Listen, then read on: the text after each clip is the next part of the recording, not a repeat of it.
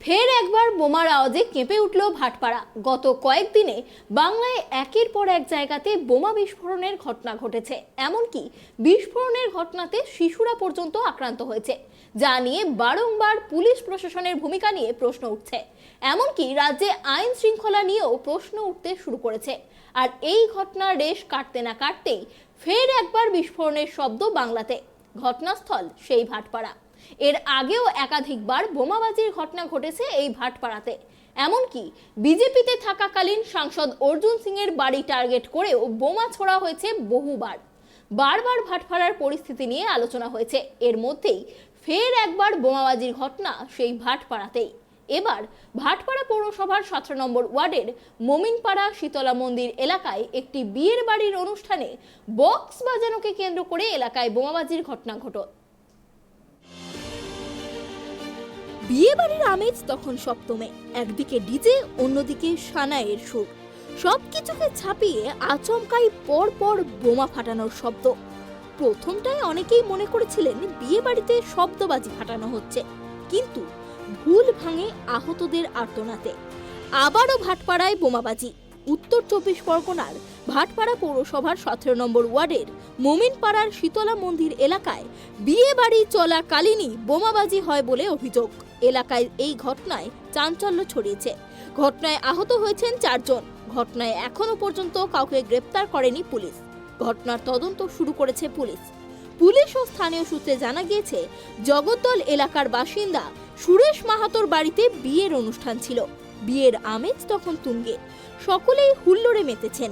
সুরেশ মাহাতোর বাড়িতে বিয়ের অনুষ্ঠান চলাকালীন সেই সময় মাইক বাজানো নিয়ে এলাকারই বাসিন্দা আশিক খানের সঙ্গে ঝামেলা হয়। অভিযোগ, দুপক্ষের মধ্যে বচসায় প্রাথমিক হাতাহাতিও হয়। স্থানীয় বাসিন্দাদের মধ্যস্থতায় বিষয়টি মিটে যায়। আশিক খান বাড়ি ফিরে যায়। আচমকাই কিছুক্ষণ পর ফিরে এসে বোমাবাজি শুরু করেন বলে অভিযোগ। বাড়ির সামনে দাঁড়ানো বেশ কয়েকজন আহতও হন। স্থানীয় বাসিন্দারা জড়ো হয়ে গেলে দুষ্কৃতীরা পালিয়ে যায়।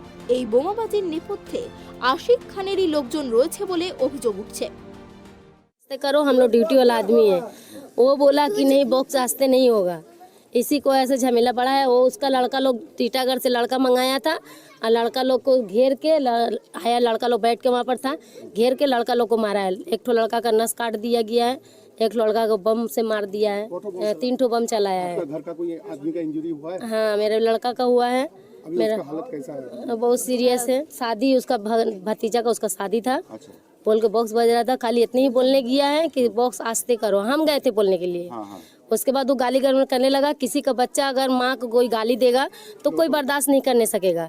इसी को ऐसे गया, मेरा लड़का लोग क्यों गाली दे रहा है। इसी को ऐसे जितना उधर का लड़का लोग है, आकाश, विकास, जिसका पचौने चुनी बिकता है, सुरेश, जितना लड़का लोग लेके गया था, अकेला पाके 3 गो लड़का को मार दिया है। हम लोग यही चाहते हैं कि मेरा लड़का अच्छा हो जाए और इसका मकान खाली चाहिए। हम लोग, वो जब आता है झमेला करता है, हम लोग उसको चाहते हैं कि ये मोहल्ला में नहीं रहे। आप लोग का नौकरी मिला है, आप लोग अपना इलाका बचाइएगा। बचाने के लिए न करते हैं। ये कौन सा मिलिट्री का नौकरी है कि वो आता है यहाँ पर सब माई बहन का गाली गुप्ता देता है, झगड़ा बढ़ जाता है। मिलिट्री में काम करता है। খবর পেয়ে ঘটনাস্থলে পৌঁছয় জগদ্দল থানার পুলিশ। এখনো পর্যন্ত এই ঘটনায় কাউকে গ্রেপ্তার করতে পারেনি পুলিশ। অভিযোগ খতিয়ে দেখা হচ্ছে। বোমাবাজির ফলে স্প্লিন্টার ছিটকে এসে কারোর গলায়, কারোর পায়ে চোট লেগেছে বলে চিকিৎসকরা জানিয়েছেন। ভাটপাড়া থেকে অপু শীলের রিপোর্ট, ট্রাইব টিভি।